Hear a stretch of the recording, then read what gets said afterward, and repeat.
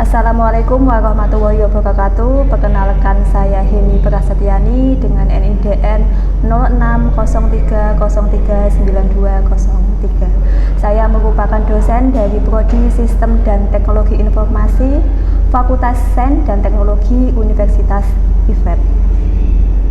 Guna penyusunan dokumen pernyataan diri dosen dalam unjuk kerja Tridharma Perguruan Tinggi atau disingkat PDD UKT PT, saya akan unjuk kerja pada mata kuliah Algoritma dan Struktur Data dengan bobot 2 SKS. Mata kuliah ini merupakan mata kuliah wajib pada Prodi Sistem dan Teknologi Informasi dengan capaian pembelajaran mata kuliah atau CPMK sebanyak 4 CPMK, yaitu CPMK yang pertama, mampu untuk menuliskan algoritma sesuai aktivitas yang dilakukan dengan berbagai cara penulisan. Kemudian CPMK yang kedua, mampu untuk membuat program Java dari permasalahan sederhana dengan benar. Kemudian CPMK yang ketiga, yaitu mampu untuk membuat program Java dari permasalahan struktur data sederhana dengan benar. Kemudian CPMK yang keempat, yaitu mampu untuk membuat program Java dari permasalahan struktur data kompleks dengan benar. Kemudian untuk capaian pembelajaran yang akan saya sampaikan pada unjuk kerja sekarang, yaitu CPMK pertama, yaitu mampu untuk menuliskan algoritma sesuai aktivitas yang dilakukan dengan berbagai cara penulisan, yaitu dengan sub CPMK mampu untuk mengerti tentang algoritma dan tahu cara menuliskannya. Kemudian bentuk pembelajaran dan metode yang saya gunakan yaitu tatap muka dan ceramah. Kemudian nanti ada diskusi dengan project based learning. Untuk unjuk kerja yang saya akan tampilkan dapat dilihat pada video berikut. Baik, sebelum memulai perkuliahan pada pagi hari ini, kita melakukan presensi terlebih dahulu ya. Yang pertama, Miftah ada? Oke. Zaki? Oke. Nadir Al-Aziza? Oke. Vito? Dik. Nizam? Aditya? Baik, terima kasih presensinya. Assalamualaikum warahmatullahi wabarakatuh. Waalaikumsalam warahmatullahi wabarakatuh. Selamat pagi, jumpa lagi di mata kuliah Algoritma dan Struktur Data ya. Sebelum kita mulai perkuliahan pada pagi hari ini, silahkan kita berdoa menurut kepercayaan dan keyakinan masing-masing. Berdoa dimulai.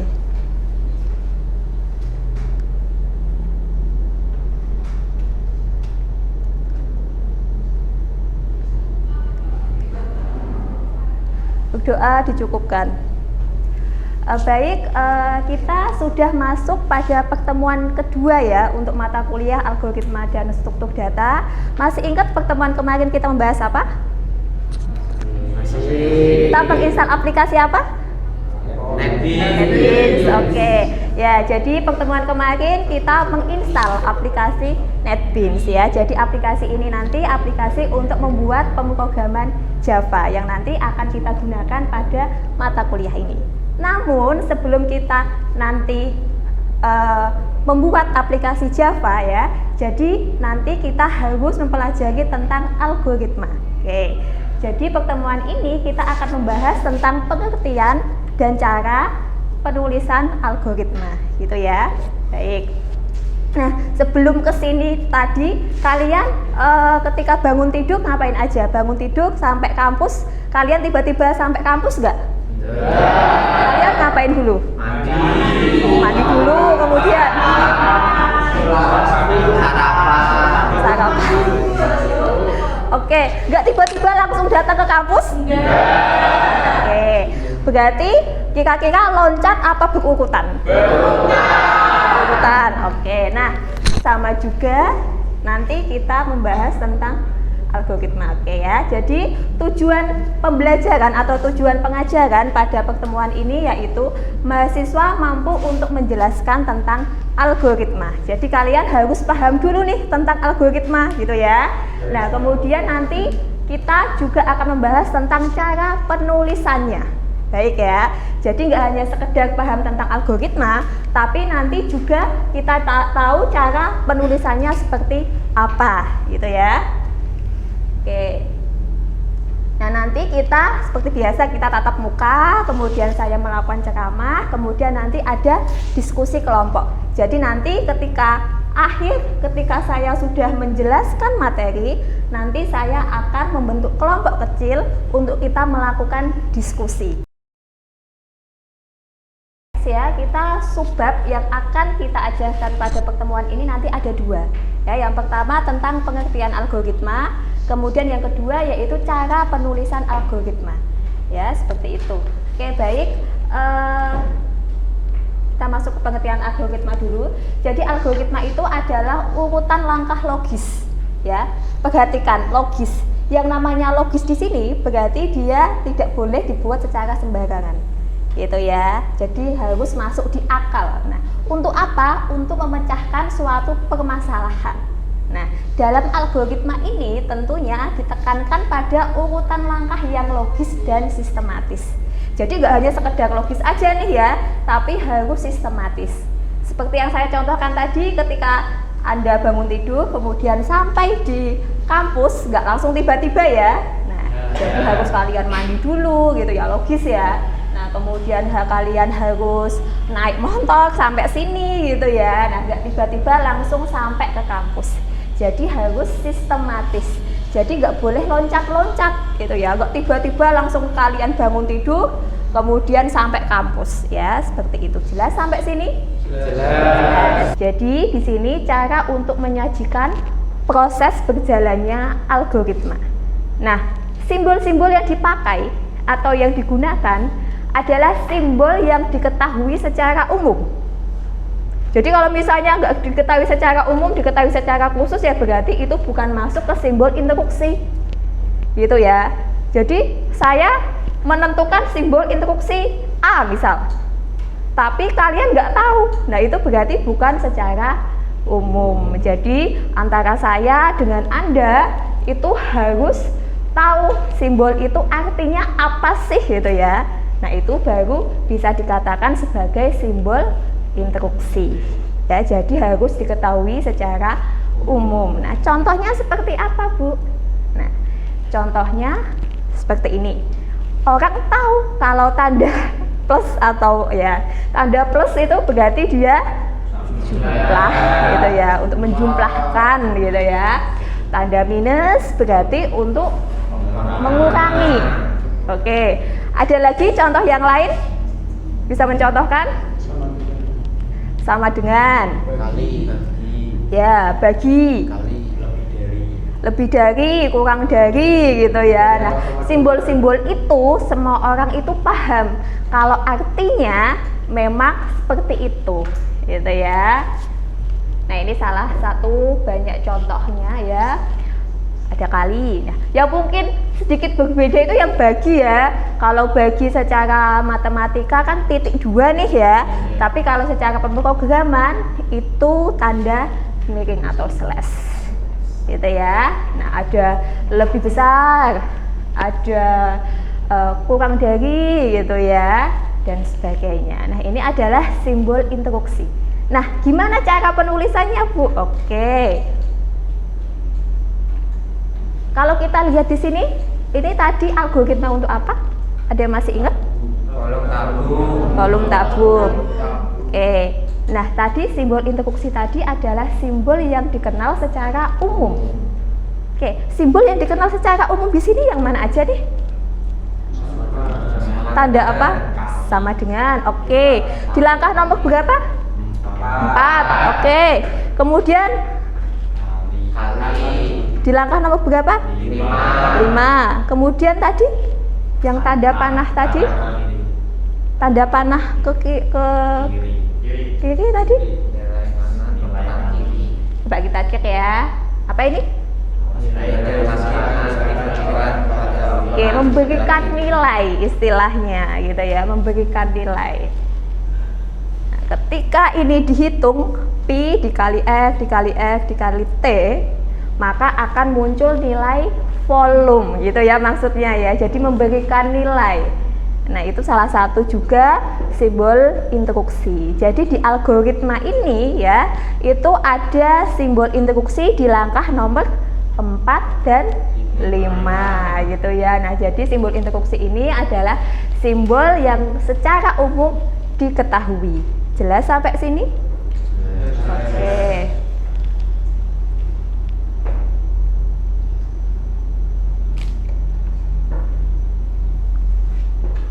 Nah, cara penulisan yang kedua yaitu flowchart ya.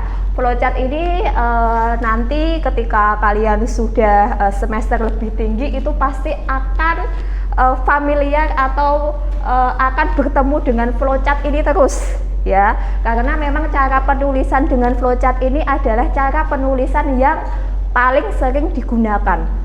Gitu ya, paling sering untuk digunakan. Nah, jadi flowchart ini adalah suatu bagan. Ingat ya, bagan. Nah, bagan yang nanti akan menggambarkan arus logika dari data yang akan diproses dalam suatu program dari awal sampai akhir ya. Jadi bagan yang dia ini menunjukkan proses dari awal sampai akhir ya. Nah, cara penulisannya gimana, Bu? Oke. Ini adalah salah satu banyak cara ya untuk menuliskan flowchart. Dan tiap bagan atau simbol gitu ya, dia itu punya nama dan fungsi tersendiri. Jadi kita nggak bisa sembarangan menggunakan simbol tanpa mengetahui arti dari fungsi bagan atau gambar tadi. Gitu ya. Nah, ada terminator ya, dia ini menunjukkan mulai ya ataupun bisa selesai gitu ya. Kemudian ada data, dia akan menerima masukan dan menampilkan luaran gitu ya. Kemudian ada apa ini? Oke, dia memberikan nilai awal pada suatu variabel. Kemudian ada proses ya, ini pengolahan aritmatika atau pemindahan data. Kemudian ada decision ya, operasi perbandingan logika dan lain sebagainya gitu ya. Jadi ini merupakan flowchart yang nanti akan kita gunakan untuk menuliskan algoritma. Oke. Nah, saya akan mencontohkan ya flowchart. Ini tadi flowchart apa?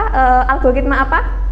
Pengirim surat. Pengirim surat tadi ya. Nah, jadi ketika kita mengirimkan surat, ketika kita buat ke flowchart gitu ya. Ini tadi ada yang masih ingat yang start N itu namanya apa? Terminator. Oke, kita coba cek ya. Terminator ya. Dia menunjukkan apa? Mulai atau selesai. Oke, sesuai ya. Start N. Dia mulai selesai. Oke. Kemudian memasukkan surat ke dalam amplop. Ada yang masih ingat tadi namanya apa? Proses. Coba kita cek. Proses ya, pengolahan aritmatika dan pemindahan data. Ya, karena di sini tadi dia memasukkan surat ke amplop, surat ini dianggap sebagai suatu data. Gitu ya. Makanya di sini dia tadi pakai simbol yang namanya proses. Oke. Nah, kemudian yang berikutnya kita tutup amplop, ada proses di sana juga gitu ya. Kemudian menulis alamat tujuan, dia juga ada di sana gitu ya. Ada proses di sana, baru kita menuju ke kantor pos. Masih proses nih. Betul ya? Ada proses di sana masih. Nah, baru yang ada sedikit perbedaan di kantor pos buka. Oke, apa di situ? Decision. Fungsinya untuk apa? Operasi perbandingan logika. Kalau kita lihat logika di sini apa? Ketik. Jika kantor pos buka, maka lanjutkan ke langkah selanjutnya. Jika kantor pos menutup, maka kembali Oke. ke kantor pos. Berarti kantor pos buka, ya gitu ya, buka. Maka langkah yang selanjutnya yaitu membayar biaya kirimnya. Ya, tapi kalau misalnya tidak, ada logika di sana ya. Kalau dia tidak, dia akan kembali ke langkah atau proses sebelumnya, yaitu pergi ke kantor pos. Jelas ya? Nah, baru gitu terus ya. Kalau misalnya tutup, ya balik lagi tutup gitu ya. Kalau tutup, balik lagi tutup gitu. Tapi kalau dia sudah buka, nah baru bisa melanjutkan proses pembayaran dan algoritma ini berakhir selesai. Nah, itu penggambaran flowchart. Oke, jelas sampai sini ya? Nah, kemudian langkah yang terakhir atau cara penulisan algoritma yang terakhir adalah pseudocode. Ya, pseudocode ini adalah penyajian algoritma yang dia ini mirip sama kode pemrograman. Untuk orang awam sulit untuk membedakan antara pseudocode sama nanti kode pemrograman. Ya, karena memang kedua ini dia cukup mirip atau hampir mirip. Nah, tapi nanti kalau pseudocode ini dia hanya dimengerti oleh kita manusia. Tapi kalau nanti kode program dia dimengerti oleh komputer ya. Jadi pseudocode ini hanya dapat dimengerti oleh manusia. Sedangkan komputer tidak akan bisa baca. Itu ya bedanya ya. Jadi pseudocode ini untuk orang awam mungkin dia mengartikan adalah kode program, padahal sebenarnya tidak, gitu ya. Nah ini salah satu contoh pseudocode ya. Kalau misalnya kalian lihat nih ya, nah itu ada read, if, else, itu kayak bahasa pemrograman. Tapi ketika kalian memasukkan ke coding gitu, dia nggak akan bisa baca komputer karena dia ini memang bukan bahasa pemrograman. Ya, dia hanya sekedar mirip saja, gitu ya. Nah itu bedanya. Tapi kalau seperti ini kita sebagai manusia gitu ya, kita bisa membaca. Tapi untuk komputernya dia nggak akan bisa membaca. Oke, nah cara contohnya gimana Bu? Nah contohnya seperti ini ya. Biasa ya, start, kita mulai start, kita read itu kalau misalnya diartikan membaca gitu ya, membaca data 1 dan data 2 gitu ya. If berarti apa? Jika nilai 1 lebih dari nilai 2 maka akan dibaca A bilangan A lebih besar dari bilangan B.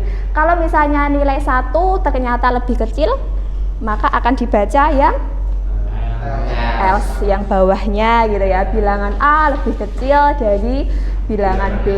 And if and gitu ya. Ketika ini kita masukkan ke kode program, dia nggak akan bisa baca. Karena memang dia ini pseudocode ini bukan kode pemrograman.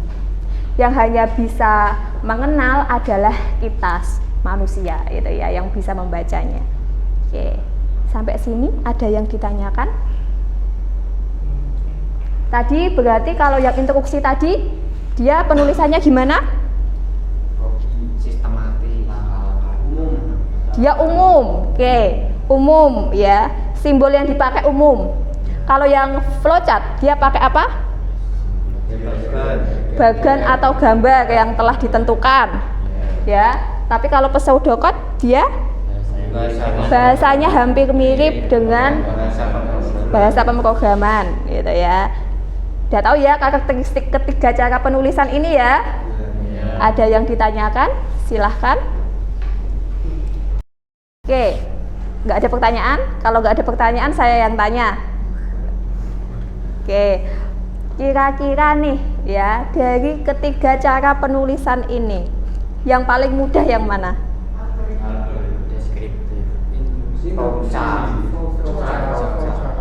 Ada yang jawab instruksi, ada yang jawab flowchart. Pseudocode gak ada yang mau jawab? Oke, Kenapa alasannya yang jawab instruksi? Terlalu mudah? Oke, kalau yang jawab flowchart? Sudah disediakan bagan-bagannya. Oke, jadi kalau kita ingin menuliskan algoritma gitu ya, bisa dengan menggunakan ketiga cara tadi. Ya, silahkan kalian menggunakan cara apapun. Dengan catatan kalian harus paham dulu. Percuma kalian menulis dengan instruksi tapi nanti salah, ya kan? Kalian menulis dengan flowchart nanti salah. Nah, jadi harus kalian paham terlebih dahulu cara penulisannya. Gitu ya, dan disesuaikan dengan kebutuhan. Tapi next, untuk semester berikutnya yang paling sering dipakai adalah memang flowchart. Ya, karena memang istilahnya flowchart ini adalah cara penulisan yang paling umum dipakai. Gitu ya. Oke. Baik, ada yang ditanyakan sebelum kita masuk ke diskusi kelompok? Gak ada? Belum ada. Oke, kalau belum ada, kita membentuk kelompok nih ya. Oke. Saya akan membuat 5 kelompok. Oke ya. Saya akan membuat 5 kelompok. Nah, cara pembentukan kelompoknya dari Mas Akashi dulu. 1, 2, 3, 4, 5. Gitu ya. 1, 2, 3, 4, 5. Sampai ke belakang muter. Yang dapat nomor 1 berarti 1 kelompok gitu ya. Dapat nomor 2, 1 kelompok lagi.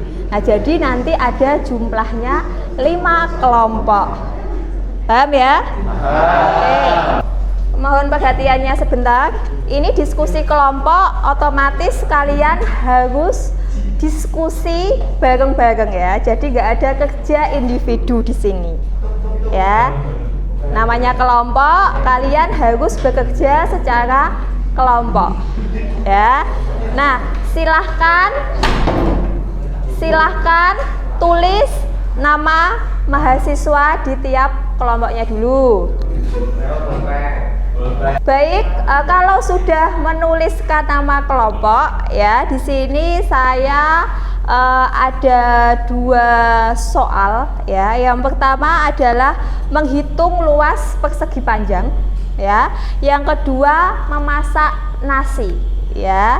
Kemudian perintahnya adalah tulis algoritma tersebut ya. Yang pertama ya, silahkan buat algoritma untuk menghitung luas persegi panjang. Yang kedua memasak nasi ya. Kemudian tulis algoritma tersebut dengan simbol instruksi, flowchart atau pseudocode. Makanya tadi ya saya tanya dulu kalian lebih mudah yang mana gitu ya. Jadi kalian bisa menentukan ya. Jadi di sini ada menulis algoritma ya. Kalau algoritma dia hanya sekedar step by step aja. Saya tekankan itu ya. Kalau algoritma dia hanya step by step. Nah, baru kalian tulis dengan ketiga cara tadi. Kalian bisa pilih. Jelas ya? Jelas. Oke. Silahkan kalian kerjakan, saya kasih waktu 15 menit untuk melakukan diskusi. Pakai deskriptif atau flowchart? Oke, silahkan diskusikan mau pakai apa? Flowchart, oke. Flowchart atau deskriptif?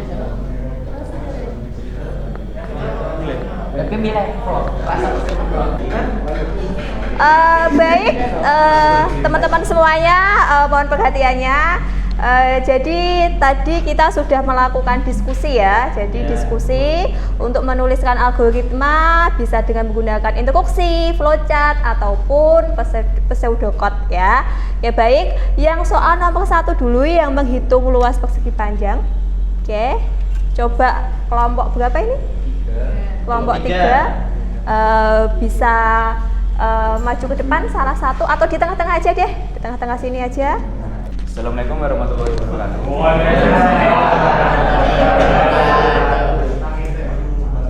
Jadi saya perwakilan dari kelompok 3, dimana akan menjawab soal diskusi kelompok nomor 1, menghitung luas persegi panjang, yang dimana kelompok saya menggunakan simbol instruksi. Algoritmanya yaitu nomor 1 masukkan nilai panjang, kedua masukkan nilai lebar, ketiga hitung luas persegi panjang yaitu L sama dengan P kali L, lalu yang keempat cetak nilai L. Simbol instruksinya nomor 1 start, nomor 2 masukkan nilai P, nomor 3 masukkan nilai L, yang keempat menghitung luas persegi panjang L, terus anak panah ke kiri P kali L, lalu yang kelima tampilkan nilai L, yang keenam selesai. Oke, bisa dituliskan Mas yang simbol instruksi yang mana coba?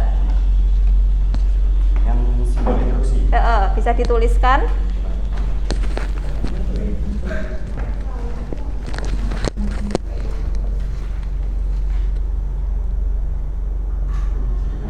Oke. Yang mana? Yang tanda panah ya. Oke, tanda panah sama kali. Oke. Baik, ada yang mau ditambahkan kelompok lain? Sudah sesuai? Sudah sesuai? Sudah sesuai? Oke, baik. Terima kasih kelompok 3. Oke. Kasih applause. Baik, tadi kita sudah melakukan diskusi kelompok ya. Jadi kalian nanti diharapkan ketika menemui suatu permasalahan ya, kalian harus bisa menemukan algoritmanya. Kenapa seperti itu? Karena algoritma ini nanti akan tetap kalian temui di kehidupan sehari-hari kalian. Nah, tadi algoritma tadi apa? Saya mau flashback lagi. Urutan langkah logis, sistematis gitu ya. Oke, cara penulisannya gimana tadi? Ada 3. Oke, baik. Nah, untuk penulisannya ya tergantung kalian nyamannya pakai apa. Yang penting kalian paham bagaimana cara penulisannya gitu ya. Nah, next pertemuan berikutnya kita baru akan ke coding gitu ya. Nah, jadi algoritma ini, cara penulisan algoritma ini dilakukan sebelum kalian melakukan coding ya. Makanya saya tekankan di algoritma dulu, baru nanti kita masuk codingannya gitu ya, pada bahasa pemrograman Java. Jadi next pertemuan berikutnya kita nanti ada materi tentang Hello World ya. Jadi kita akan membahas bagaimana sih cara membuat bahasa pemrograman Java gitu ya teman-teman ya. Oke, baik. Nah, ini kita akan membahas ya tentang aplikasi Java pertama dengan menggunakan aplikasi NetBeans yang sebelumnya sudah saya jelaskan atau kalian install di pertemuan pertama gitu ya, yaitu aplikasi NetBeans. Nanti kita akan membuat aplikasi sederhana, aplikasi Java sederhana dengan menggunakan aplikasi NetBeans. Oke, baik. Baik, sebelum kita tutup ya, ada yang ingin ditanyakan terlebih dahulu? Tidak ada? Oke. Baik, kalau tidak ada, mari kita berdoa menurut kepercayaan dan keyakinan masing-masing. Semoga perkuliahan pada hari ini bermanfaat. Amin. Berdoa, kita mulai.